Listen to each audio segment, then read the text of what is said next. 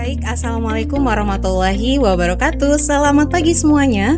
Kembali lagi bersama saya Aulia Rahma di podcast SMP Negeri 3 Tenggarong, tempat kita ngobrol seru, belajar dan berbagi informasi baru seputar kehidupan di sekolah. Nah, teman-teman, sebelum saya memulai hari ini, ada satu kalimat yang ingin saya sampaikan nih. Bunyinya begini: candaan atau bullying, kemudian teguran atau tekanan. Kadang batasnya tipis nih teman-teman, tapi dampaknya bisa sangat besar untuk orang yang mengalaminya. Nah, tadi saya menyebutkan kata bullying. Kemudian topik hari ini kita akan melihat dari sudut pandang Dinas Pendidikan Kabupaten Kutai Kartanegara yang telah hadir bersama kita hari ini, Bapak Mujahidin sebagai perwakilan dari Dinas Pendidikan Kabupaten Kukar yang merupakan Kepala Seksi PSP SMP atau Sapras di Dinas Pendidikan. Selamat datang Bapak di SMP Negeri 3 Tenggarong. Selamat datang. Assalamualaikum. Waalaikumsalam warahmatullahi wabarakatuh. Bagaimana kabarnya hari ini Bapak? Alhamdulillah sehat. Tadi pagi biasanya jogging tapi tidak jogging. Tapi tadi berdiri lumayan lama ya Pak, tadi iya. di lapangan juga gitu. Senang dengan bersama anak-anak dan guru-guru SMP Negeri. Alhamdulillah. Oke, jadi hari ini kita ngobrol-ngobrol santai ya Pak ya. Gitu. Tadi saya sudah berikan juga beberapa kisi-kisi pertanyaan yang mungkin nanti akan saya ajukan ke Bapak sebagai perwakilan dari Dinas Pendidikan. Jadi kita santai aja nih Pak ya. Oke, hari ini Bapak memenuhi undangan dari kita yang kemarin meminta kepada dinas untuk datang dalam rangka deklarasi sekolah anti bullying. Jadi topik utamanya yang akan kita angkat di podcast hari ini tentu saja masih seputar tentang bullying gitu ya Pak. Kalau kita bicara tentang lingkungan sekolah yang ideal gitu ya Pak, tentu kita semua menginginkan sekolah yang aman, terus yang nyaman, kemudian ramah untuk semua siswa.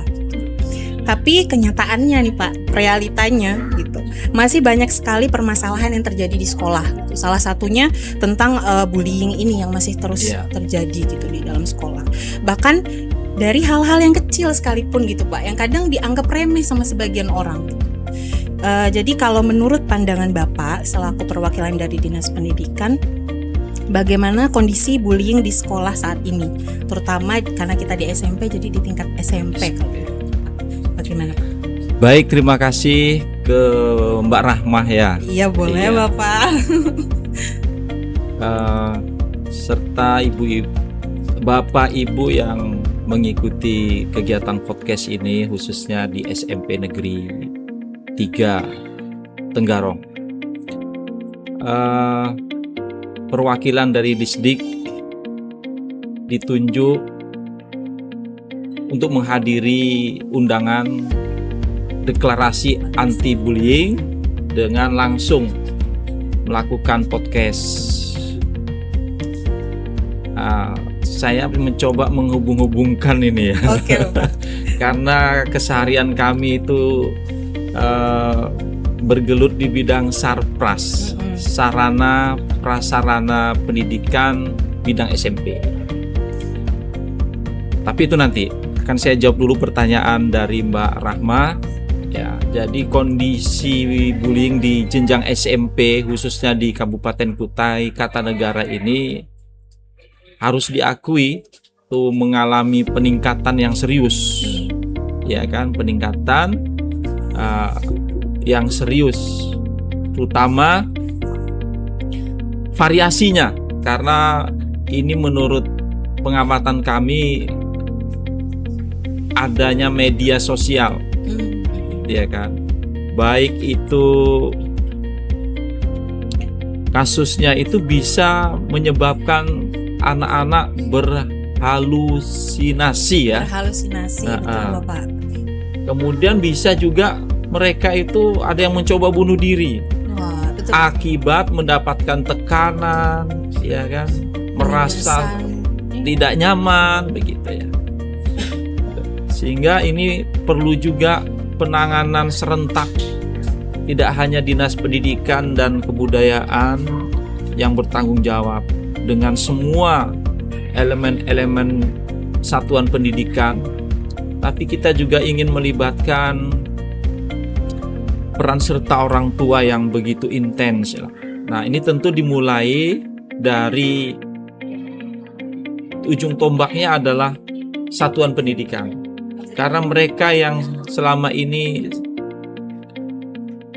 satuan yang paling bersentuhan dengan anak-anak, anak didik kita. Begitu juga bersentuhan dengan orang tua.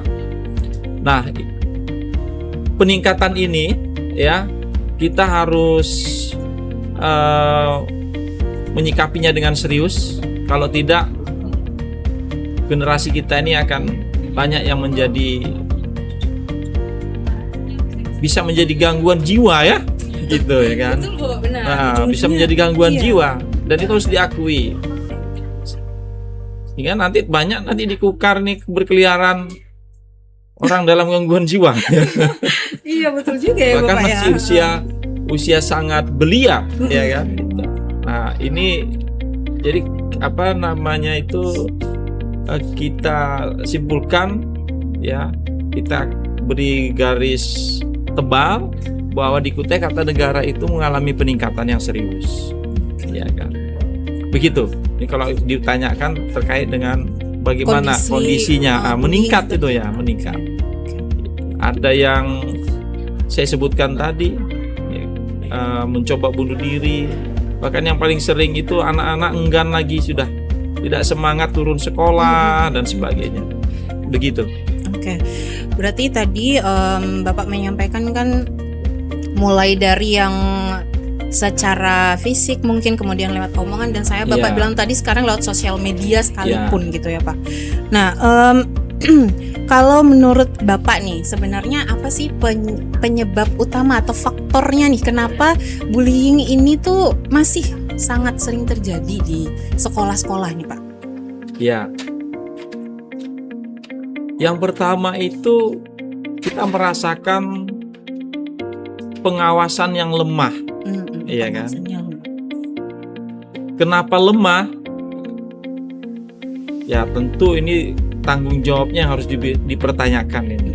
Jadi seorang pendidik atau kita sebagai pendidik tidak boleh terjadi ini, karena anak-anak ini menjadi tanggung jawab kita. Maka dari itu mereka dititipkan ke sekolah. Pertama, pengawasan yang lemah. Nah, kemudian ada juga di kalangan pendidik itu yang menganggap itu olok-olokan biasa saja, ya kan? Jadi menganggap biasa saja, gitu ya kan?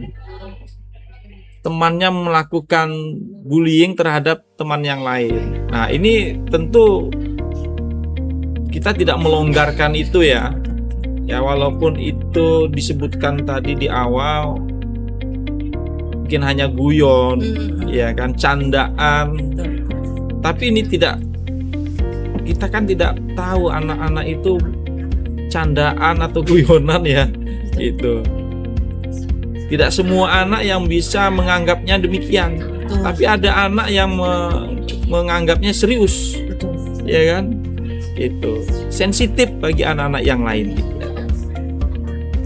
Kemudian juga aturan yang lemah, ya kan? Aturan yang lemah di satuan pendidikan yang tidak memprioritaskan betapa besar bahayanya bullying terhadap anak-anak. Jadi yang bisa kami sampaikan ada 3 hal. Itu pertama itu pengawasan yang lemah.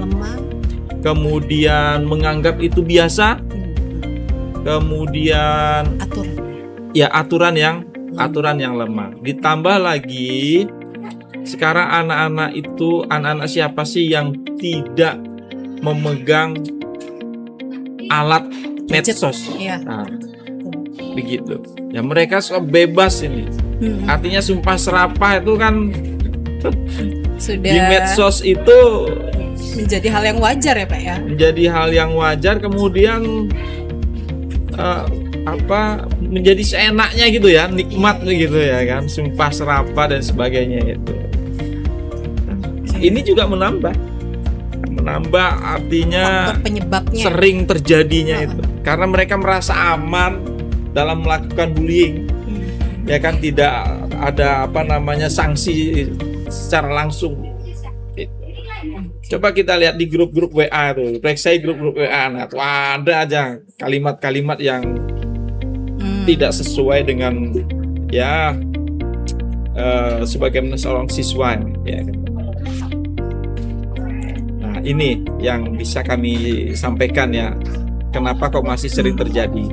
Penyebab ada utamanya 4, ya. Penyebab utamanya itu 4 tadi. Oke Bapak. Nah, terakhir nih Bapak. Ya. Karena sudah ada kode-kodenya nih Pak. Pak, kira-kira kalau dari Dinas Pendidikan Pak, apakah ada komitmen atau program berkelanjutan dalam menciptakan sekolah yang bebas dari bullying ini? Ya, yang paling memungkinkan dilakukan secara serentak tentunya lewat education ya. Education anti bully bersama mengajak atau merangkul para orang tua. Jadi kita terus edukasi. Sebagaimana ajaran dalam Islam itu kan terus bacalah. Itu termasuk literasi. Yang dimaksud adalah edukasi, betapa bahayanya, pemahamannya itu harus kita sodorkan terus kepada anak-anak didik, warga sekolah, dengan para orang tua. Jadi ada gerakan-gerakan gitu loh ya. Sekarang itu kan zaman kalau mau menginginkan hal itu efektif, harus ada gerakan. Ya kan? Bukan hanya omongan ya Pak. Bukan hanya omongan, harus ada gerakan. Itu. Dan ini gerakan ini kan sebelumnya diedukasi nih. Nah, diedukasi. Ya kita siapkan waktu, misalnya 1 hari anti ya, gitu ya kan. Nah, itu bagaimana nanti secara teknis satuan pendidikan mengolahnya, tapi bersama orang tua. Kerjasama dengan semua pihak. Iya. Begitu. Oke, terima kasih banyak Bapak atas penjelasannya, kemudian wawasannya juga. Mudah-mudahan dari waktu yang singkat ini di podcast kita ini bisa memberikan manfaat untuk penonton kita. Iya, saya boleh menyampaikan satu kutipan tapi arti dalam ayat Al-Quran ya. Boleh Bapak, silakan. Itu yang saya ingat begini: janganlah engkau memperolok-olok. Oke. Iya kan? Ya, kamu memperolok-olok. Atau kalau boleh kita terjemahkan, janganlah kamu membullying.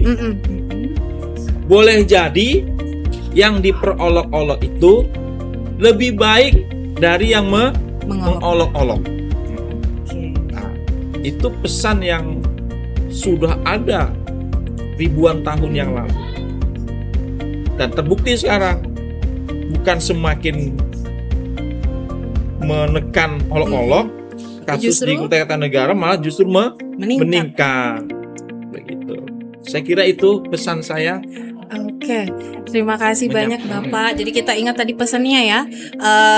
Pesan dalam Al-Quran. Betul, ya. Ini pesannya dari Al-Quran, bukan dari Bapaknya. Iya, nih ya. Dari Tuhan langsung. Betul, janganlah kita mengolok-olok seseorang karena bisa jadi yang diolok ini lebih baik gitu. Dari yang mengolok-olok gitu ya Pak, ya luar biasa. Nah, dari pembahasan hari ini kita belajar bahwa bullying itu bukan hanya urusan individu ya Pak, tetapi tanggung jawab bersama sekolah, guru, orang tua, siswa itu sendiri dan lingkungan di sekitarnya ya Pak. Tuh, jadi mari kita ciptakan lingkungan sekolah yang aman, nyaman, saling menghargai dan penuh dengan empati. Karena setiap anak berhak merasa diterima dan dihargai. Saya Aulia Rahma, sampai bertemu di podcast lainnya. Wassalamualaikum warahmatullahi wabarakatuh.